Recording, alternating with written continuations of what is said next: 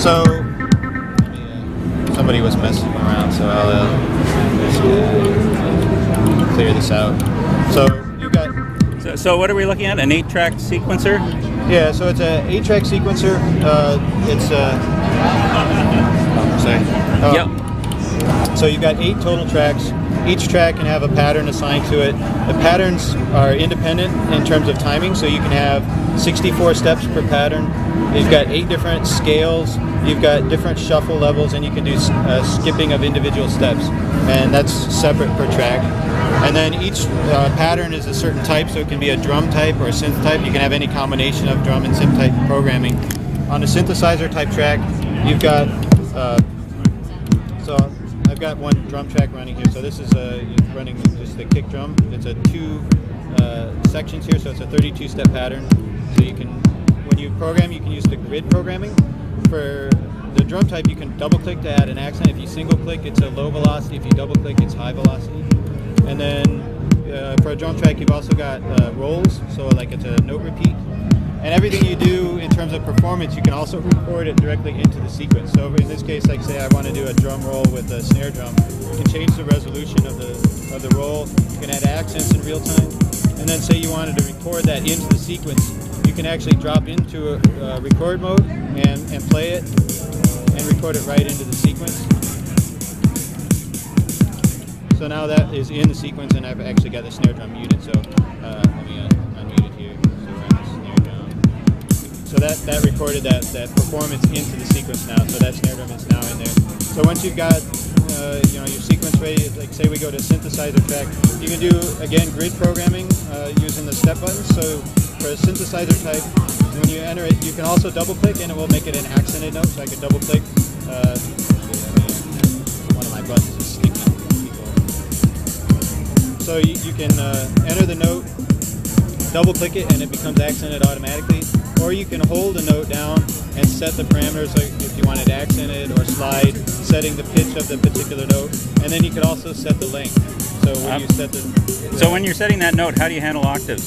So octaves, you can do up and down up to 8 octaves using the right there. Up and down buttons. Yep. So you can basically program everything about that particular step while you're holding it within the interface. So you don't have to do a bunch of up and down clicking to set note values and things like that. So you and Brian have been working, there's a lot of Zox box thinking in the sequencing. Yeah, it's sort of like in the buttons. All the best bits times 1,000, hopefully.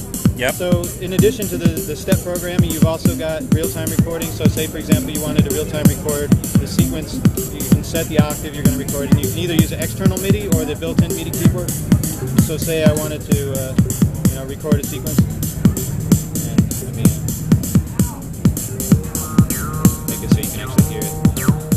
So I just played that in real time and recorded it into the sequence. I played it legato, so it added the slides automatically. And then I'm still in record mode, so I could actually keep recording into the sequence. But at the same time, you can also still do the grid recording. So I stay in record mode, I'm real-time recording. I can also still be editing things on the grid. So you can... so it's showing you live what you just did on the keyboard. Exactly. So you'll see as I real-time record it, it'll show it here on the no menus. I just entered a long note there, so it added it there. And then once you've entered some sequence, so I'll record something new. I'll jump right into the arpeggiator. So now I'm in arpeggio mode, and now... Okay.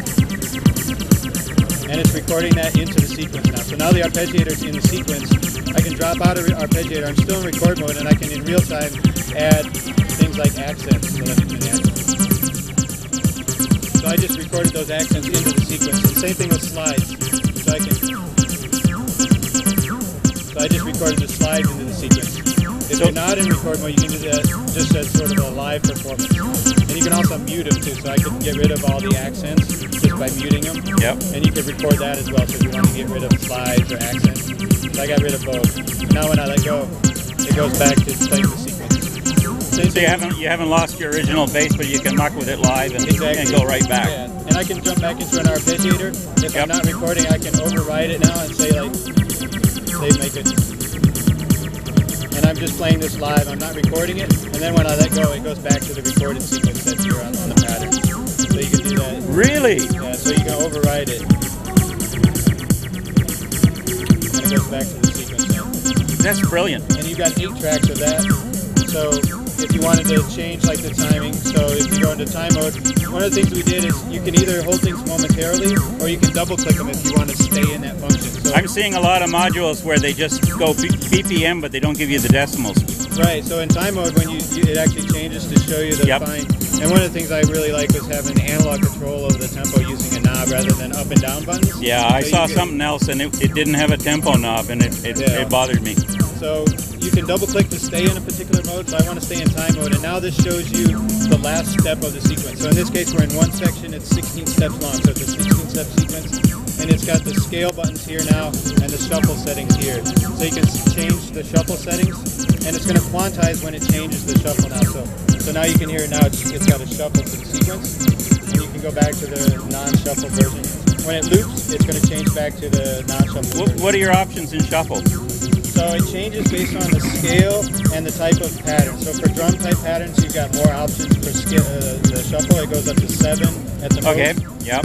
For synthesizer, So that's like 909 shuffle. Exactly. So it's very similar to like the drum machine type shuffle, but you can do it on synth type tracks as well. So you can, I think you can go up to 6 on a synth type track. Can you do things like shuffle the hi-hats and leave the bass drum? You could do that if you put them on separate tracks. So if you had a kick drum on this track and the hats on this track, you would just shuffle this track and leave the the kick drum on straight time. And then you've got different scales, 8 different scales. So you've got this one is a 4/4 timing, obviously. So each one of these is a 16th note. If you would double click it, it changes to the triplet version, and it automatically changes the length in this case to 12, so that it stays in sync with the rest of the sequences. And you can go back to 4/4 timing, and you've got 32 notes, so you can go down to 32 notes. When it loops now it changes to 32 notes, 30-second notes. And you can also double the time. So if I wanted to play in halftime, it goes to halftime now. You can hear halftime and halftime, and you can do it in quarter time as well. And that's interesting because then it really is changing the quantization of the pattern. So if you want to play a long sequence of like pads, and usually pads you want them to like quantize to the nearest quarter note or 8th note, you just change the scale here. And then also, since you've got 64 steps, you can make a really long pattern that is great for pads and things like that, which usually you don't have the ability to do in like a step type sequencer like this. So yeah. And then sort of an advanced mode of this.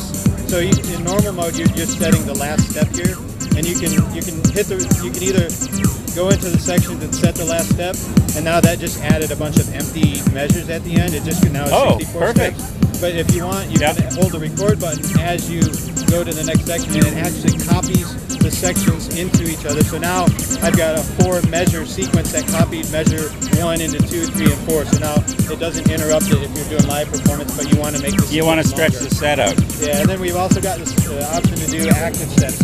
So this is a little more advanced, but you can actually turn off individual steps in the sequence. So if you want to do interesting polyrhythms or something like that, you can do that as well. That will knock your sequence out of sync with other.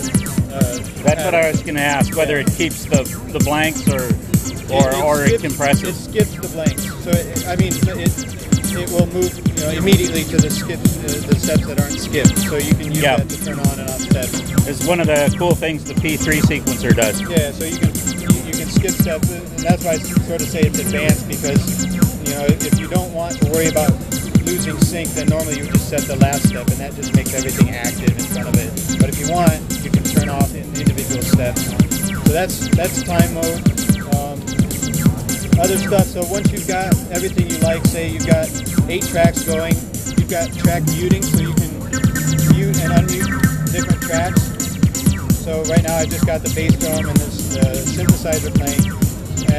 Once you've done that, and with a drum type, you can individually mute the instruments. So say I want to just individually mute, say, the snare drum, so I'll turn the snare drum off.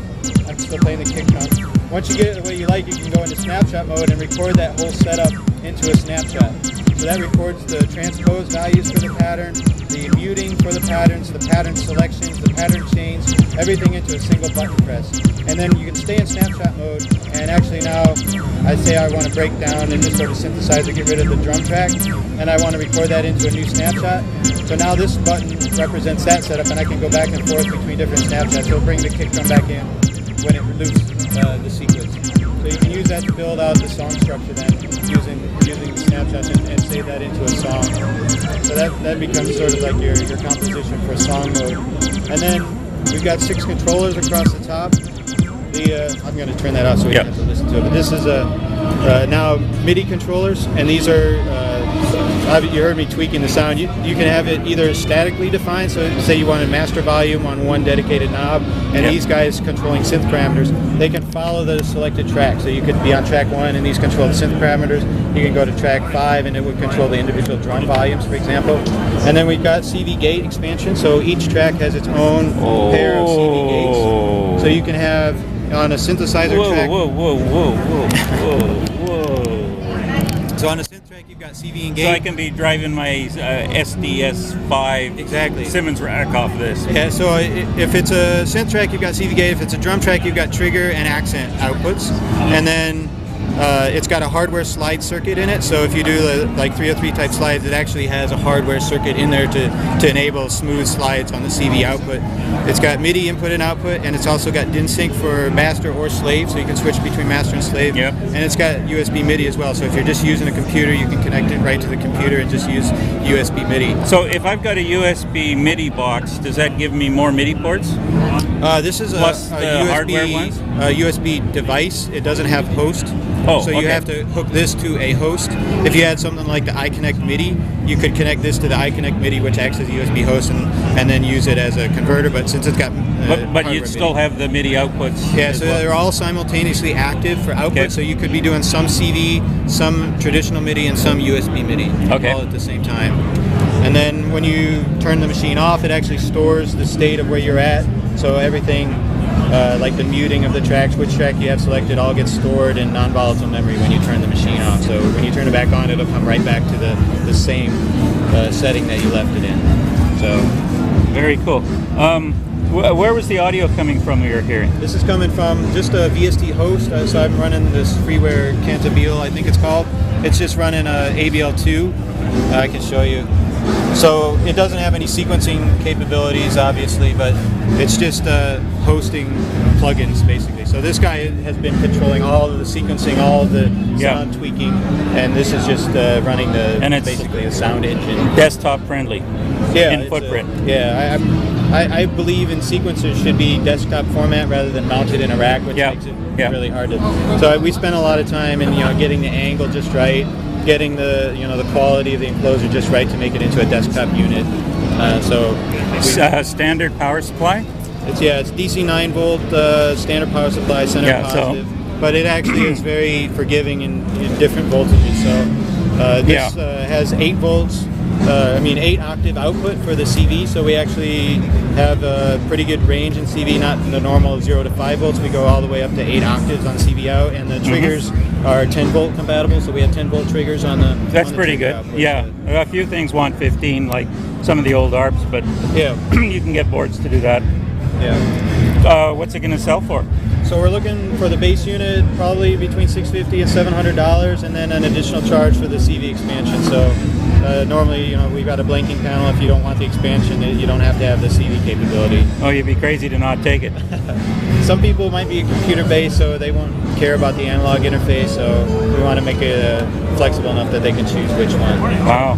And production expected what quarter? We're actually really close to going into production, probably within the next 2 to 3 months. We wanted to have it ready for NAMM actually, but it's been a struggle. It's been a struggle to get everything just right. So hopefully we'll be able to ship within definitely the first half of 2015, if not the next 2 or 3 months. Fabulous.